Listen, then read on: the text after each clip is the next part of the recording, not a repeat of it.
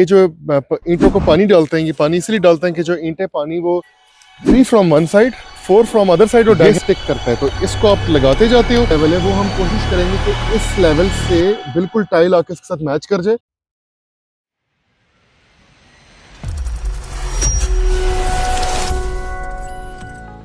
बिस्मिल्लाहिर्रहमानिर्रहीम, बिस्मिल्लाहिर्रहमानिर्रहीम।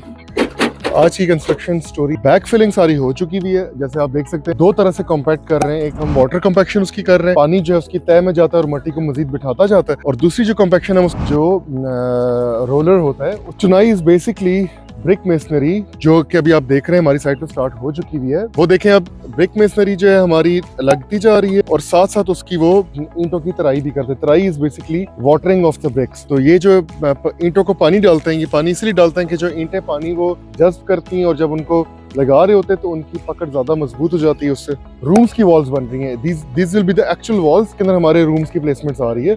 तो ये वही वॉल है और ये डीपीसी के ऊपर बनती है। अच्छा, अब डीपीसी की जब कंक्रीटिंग हो जाती है उसके बाद एक लेयर होती है जिसको हम कहते हैं डैम प्रूफ कोर्स, जो बेसिकली शीट्स मिलती हैं जिसकी लोग क्या करते हैं यहाँ पर यूजुअली प्लास्टिक लगा देते हैं या उसके उस तरह से वो बिटुमेन भी सही तरह नहीं होती। तो उसका तरीकेकार प्रॉपर यही है कि यार कि उसको हम रोल जो है वो उसका, और वो हमारा डैम प्रूफ कोर्स होता है। So this is the roll water proofing membrane, almost जो है 1 सूत्र थिक है और इसके ऊपर ये प्लास्टिक की शीट होती है। इसको आप रिमूव करते हो, ये स्टिक करता है। तो इसको आप लगाते जाते हो और फिर इसके ऊपर आप अपनी ईंटों की चुनाई करते जाते हो। तो ये बेसिकली मेम्ब्रेन होती है पूरी। अच्छा, अब आप इधर देख रहे हैं, ये जो है this is the DPC level और उसके ऊपर आप ये देख रहे हैं जहां जहां हमारी चुनाई लग रही है उसके नीचे वाली शीट लगती जा रही है। अब हम अपनी जो टाइल का लेवल है वो हम कोशिश करेंगे कि इस लेवल से बिल्कुल टाइल आके इसके साथ मैच कर जाए, ताकि जो पानी का जो जमीन का पानी है वो फिर हमारी ईंटों के साथ का कनेक्शन बने ही ना। वरना क्या होता है, वो टाइल वगैरह जब इससे ऊपर आती है तो फिर वो सेम कर लेता है। मसाला बना के उसके ऊपर वो डालते जा रहे हैं और उसके बाद उस मसाले को फैलाते हैं और फिर ईंटों को प्लेस करने का जो तरीकेकार है, ईंट की चाल जिसको हम कहते हैं, ब्रिक चाल जिसको हम कहते हैं, चाल का मतलब होता है ईंटों को ले किस तरह किया जा रहा है। तो वो उसका जॉइंट मजबूत करने के लिए जॉइंट के हिसाब से वो एक ईंट को हॉरिजॉन्टली लगा रहे हैं, उसके ऊपर जो अगली ईंट आ रही है वो वर्टिकली लग रही है। ठीक है, इसी तरह आप वो देखें, वो ईंट को हॉरिजॉन्टली प्लेस कर रहे हैं, इसके ऊपर जो लेयर होगी उसको फिर वो आज जो अब बेसिकली देखें, अब लेआउट करने के लिए इनको जिसको ये गुनिया कहते हैं लोकल लैंग्वेज में, गुनिया का मतलब होता है कि इसका एंगल जो है बिल्कुल वो राइट एंगल होना चाहिए। एक साइड, दूसरी साइड और जो डायगोनल फिर उसका आप मेजर करते हो।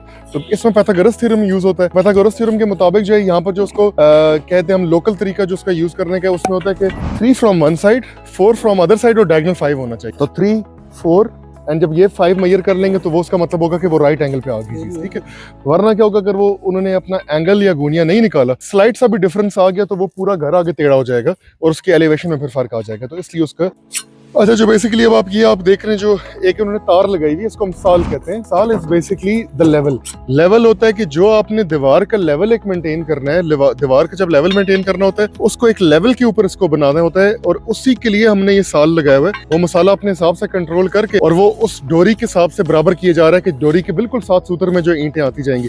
इससे क्या होता है, वो ईंट का पूरा एक लेवल मेंटेन करते हैं और उसी से वो दीवार आगे चलती जाती है। वरना अगर वो ये साल नहीं लगाएंगे, हमारी दीवार ऊपर आते आते टेढ़ी होती जाएगी। मसाला ये इधर बनाए जा रहे हैं, ये जो ईंटों के लिए मसाला बना रहे हैं, जो इसको मिक्स करने के लिए, वो देखें, वो सीमेंट और रेत और पानी इसको मिक्स करके मसाला बनाया जाता है। तो वो उसी से वो ईंटें लग रही हैं।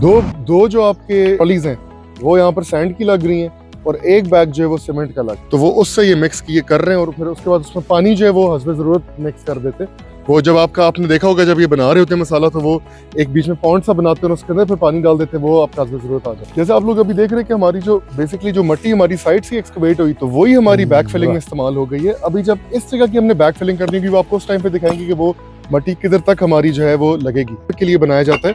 तो पुराने वक्तों में जब मोटर होता था वो चूने से इस्तेमाल होता था, उसके अंदर चूना होता था, मड होती थी। अब क्योंकि ऑब्वियसली सीमेंट जब से आ गया तो सीमेंट के बाद वो चूना और वो, क्योंकि जो बॉन्डिंग एजेंट है इस सारी चीज को पकड़ने का, दैट इज सीमेंट। सीमेंट जो है वो बॉन्डिंग एजेंट के तौर पे यूज होता है इस सारे प्रोसेस के अंदर।